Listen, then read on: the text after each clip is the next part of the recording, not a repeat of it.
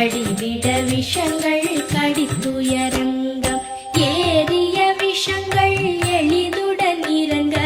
ஒளிப்பும் சுழுப்பும் ஒரு தலை நோயும் பாரம் சைத்தியம் வலிப்பு பித்தம் சூளை சயம் குன்மம் சொக்கு சிரங்க